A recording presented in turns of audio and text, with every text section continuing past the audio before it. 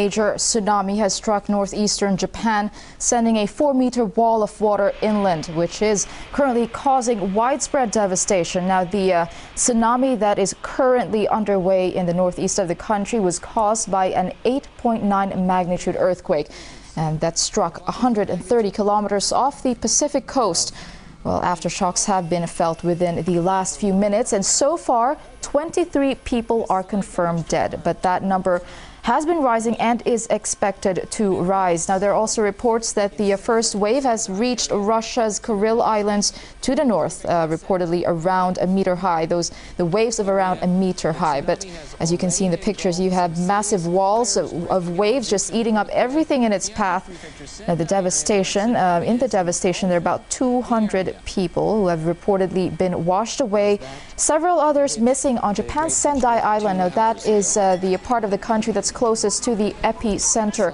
Of course, the damage, the quake itself was also felt in Tokyo, with fires and injuries widely reported. They are still trying to calculate the economic costs, damage to infrastructure. And right now, you're looking at an oil refinery that is ablaze in Ichihara, Chiba Prefecture, and the authorities are still having a hard time containing the blaze. Has been going on for quite some time now.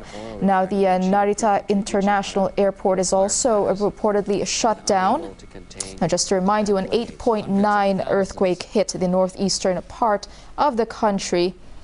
That's at around 2:46 local time in Japan. That was in the middle of the afternoon. Widespread destruction being reported. Now, the Russian president has been giving his reaction to the tragedy. Dmitry Medvedev is pledging support for Japan, saying that Moscow and Tokyo can work together to combat this natural disaster.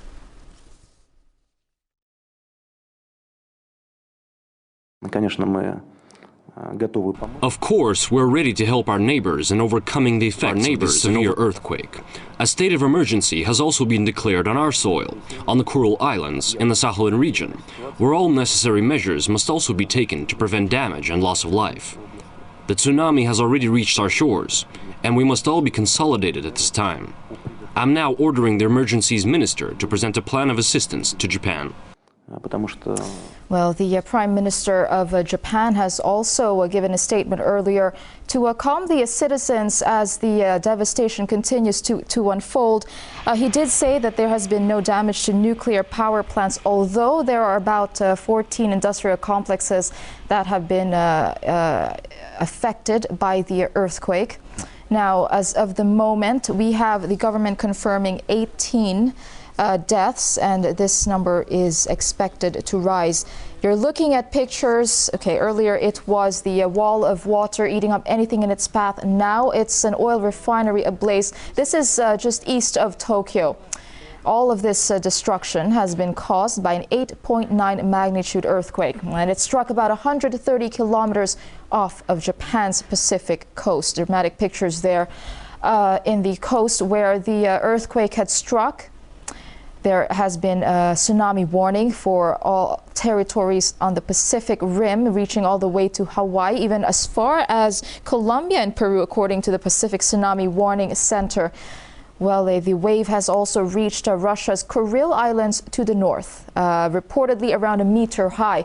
But in Japan, you have a 4-meter high wave sweeping into the Miyagi Prefecture. We have been looking throughout the day at dramatic pictures of water engulfing cars, buildings, and ships. Now, about 200 people have reportedly been washed away, several others missing on Japan's Sendai Island. That is a part on the coastal area that is closest to the epicenter. Well, there are currently about 50 fires along the coastline, about 4 million homes without power. Prime Minister Naoto Kan has been organizing an emergency response team to tackle the disaster. According to their reports, they're having a bit of difficulty going to the quake-hit areas because of the devastation. Communication is crippled. The international airport is currently closed. Again, we heard a statement from Russia's President Dmitry Medvedev. He reiterated that they will help each other to deal with the catastrophe.